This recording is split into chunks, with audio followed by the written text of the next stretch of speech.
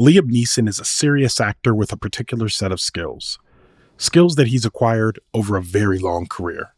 Skills that give him the range to play not only the role of assassin Brian Mills in the Taken series, but also the hapless yet surprisingly effective detective Frank Drebin Jr. in The Naked Gun.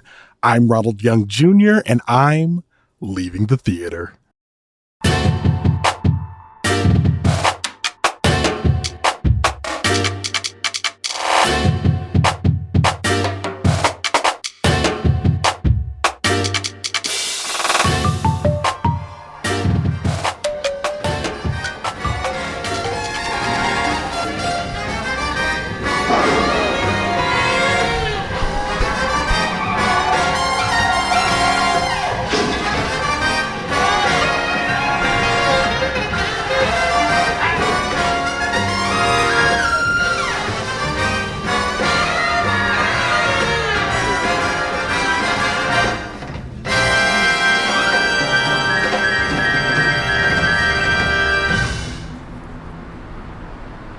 All right, this is Ronald, and I am leaving the theater after seeing The Naked Gun. The Naked Gun, written by Dan Gregor, Doug Mand, and Akiva Schaffer, directed by Akiva Schaffer, starring Liam Neeson, Pamela Anderson, Paul Walter Hauser, Kevin Durand, and Danny Huston. And as usual, for a complete cast listing, you can go to the link in our show notes. It is just me today. The Naked Gun is a film that came out in 1988 starring Leslie Nielsen, who was in a television show called Police Squad. So Naked Gun was kind of like the big screen adaptation of this procedural television show, which was just a send-up of other procedural television shows at the time. I believe it came out in 1982. The television show was written by the Zucker brothers, who also wrote the movie, and they wrote the movie that predates the television show The Police Squad and The Naked Gun, which came out in 1988. Like I said, they wrote this movie in 1980 called Airplane. Now, for those of you that know spoofs, you know that everything I listed were the classic kind of spoofs of that time. I don't go back any earlier than Airplane. I'm sure there are other movies that were send-ups, and maybe there were other plays and books, all types of other bits of spoof and parody existed, but for a lot of people, Airplane and The Naked Gun were the gold standard. Now, all these years later, we come up with a legacy sequel to The Naked Gun, which stars Liam Neeson and Pamela Anderson. At the time, it was Leslie Nielsen in 1988, it was Leslie Nielsen and Priscilla Presley. I grew up with these films. Naked Gun, The Naked Gun 2, and The Naked Gun 33 and the third, which I didn't get the joke at the time. I was like, they've made 32 others of these movies, but it was in the 90s. I was a very young child. I saw the poster at a Blockbuster. I still remember that. So I grew up with a lot of Leslie Nielsen, and his hair was white the entire time. It's funny, grew up with so much Leslie Nielsen that I believe I saw him on Columbo when I was a much older adult, like maybe I was like 25 or 26. My mom was watching Columbo. I walk in there and I see him on the television and I'm like, whoa. And he was a serious actor. Little did I know, before he did Police Squad and Naked Gun and Airplane, he was a serious actor who did dramatic parts, dramatic roles. The reason why this is amazing was because as soon as I saw this casting of Liam Neeson in this new Naked Gun, I was like, I actually think they might be onto something, especially since he's fresh off of being kind of like the old man, like try hard, a badass, like fighting guy. You know what I mean? Like he turned into this weathered action hero, and he goes from that into this, which is clearly a spoof role. And then everyone has to wonder, can he do it? Well, the answer is yes. Because if you watch the original Naked Gun, you can watch it right now, it's on Paramount Plus. If you watch the original Naked Gun, the one thing that you know is that Leslie Nielsen played the role straight. He played it straight. He didn't do a lot of jokes himself. he read it as it was in the script, and most of the humor comes from the ways in which he is interacting with the world and the way the world around him is interacting, the things that he either causes or just the things that exist in the world around him. The original movie starts off with him walking into a room full of dictators, including Idi Amin. Walks into this room, Slobodan Milosevic was in there too, think as well, and he beats up all of these people in the name of America, and it's a very funny scene the way that it plays out, but he's just on police squad as a part of the LAPD. So it's very absurd that he's on the special squad that has like some sort of weird immunity and has a direct line to the mayor, which makes the plot much easier and they could just get to the jokes. This remake is very true to the spoof formula. I was concerned that they were going to go off track, that they were just going to do something so absurd that it would be not enjoyable at all. But to be honest with you, if you grew up with The Naked Gun, if you grew up with Airplane, this is a very good legacy sequel, which is something I don't get to say often on this show. I normally say, well, why does this exist? And this one has a faint echo of why does this exist, but the performances at the center of this movie are done well enough that I'm like, if this only exists so I can laugh with Liam Neeson and Pamela Anderson, then that's good enough for me. These two actors together on the screen both had good chemistry with each other, but then also Pamela Anderson understood the bit. She understood the bit. She understood the assignment. Like, she's in on the bit. Like, and she's not the butt of the joke by any means. She is playing the same role that Priscilla Presley played in the original Naked Guns. Now, I remember rewatching the original recently, and I remember thinking, I don't know how they're going to do this because of what I stated about how the humor unfolds.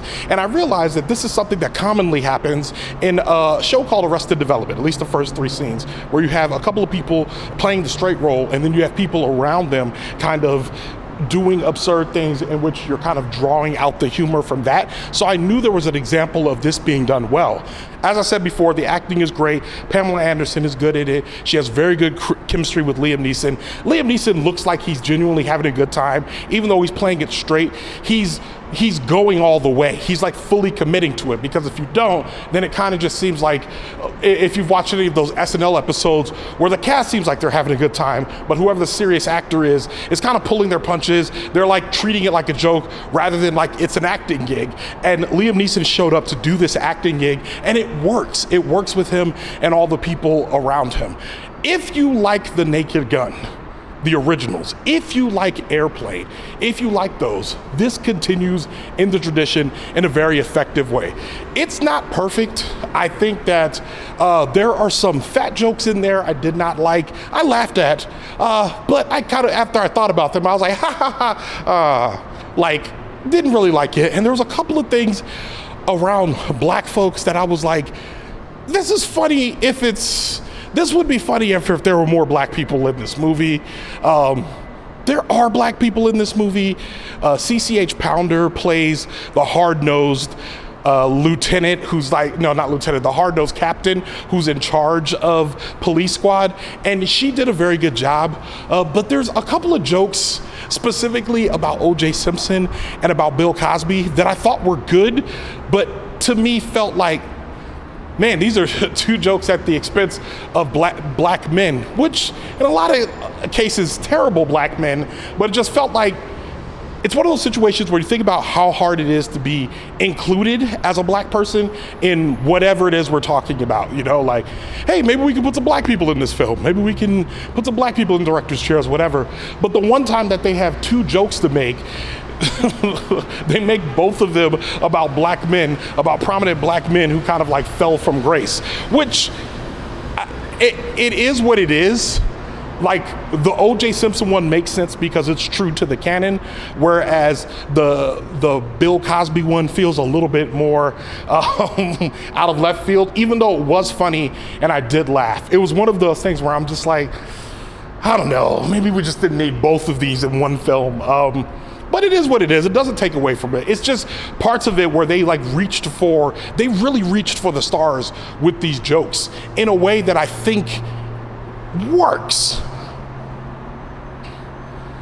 with the other exception being that watching this in the theater did not enhance the experience for me, because there's so many jokes in the movie that I was missing jokes because people were offering big laughs to little laugh jokes. When I say that, I mean anything that was a joke in the movie, the audience, ha ha ha ha, ha ha ha ha. When I'm like, maybe that was because there's more joke coming, or maybe they're setting up a bigger joke, but because you ha ha ha through the first two jokes, now I gotta rewind it so I can hear the first two, because I'm like, they made a connection here that's actually even funnier if you would just stop like with the big laugh in the beginning. That might be a Ronald thing, but I don't know. I want y'all to think about this when you think about watching stuff with people who over laugh. like can we just let that joke breathe for a second, because we're about to get a big laugh, but you laughed at the at the setup in a way that was completely unintended. This movie has so many visual gags and, you know, background gags and parts that are like written in the lines. Like, one of the things about the Naked Gun in the airplane movies is that they're very literalist, meaning that if someone asks a question, like they say, when did she, or they said, how did she pass? Meaning, how did someone die? And the answer is, oh, she passed really well for about 50 yards. She was great. We thought she could make it to the league. That's much of the setup of these literalist jokes. And the thing is, when you get a line like that, you really want to take a moment and laugh, but it feels like some people, and this is the audience critique, but I almost feel like it's also a joke pacing critique, where I'm just like, maybe they didn't need to be crammed so tightly together, but it is a spoof movie, so that's not much of a complaint. It's just one of the things that kind of definitely impacted my experience of it. And I imagine watching this alone, or watching it just like with one other person, will probably be a lot more enjoyable for that reason. So yeah, I liked it. I think overall, good movie. I definitely will watch this again. I will watch this probably at least several times. I liked it better than Fantastic Four and Superman, which means this is legitimately a 4-star movie for me. If you don't like the Naked Gun, you're going to be like, Ronald rated this too high. If you do like the Naked Gun, you're going to say I rated it too low. But I think 4-star is the accurate rating for this film. So, with that,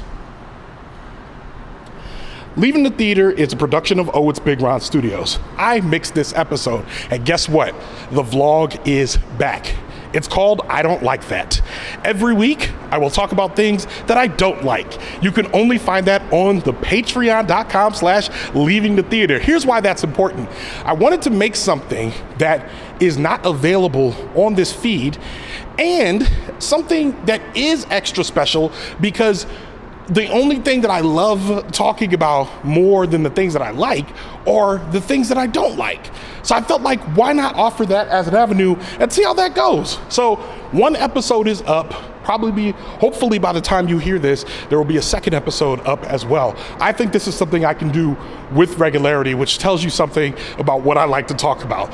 Anyways, Leaving the Theater continues to be a labor of love. And if that is important to you, and if you want to see that vlog, you should join the Patreon. That's patreon.com/leaving the theater, or go to the link in our show notes.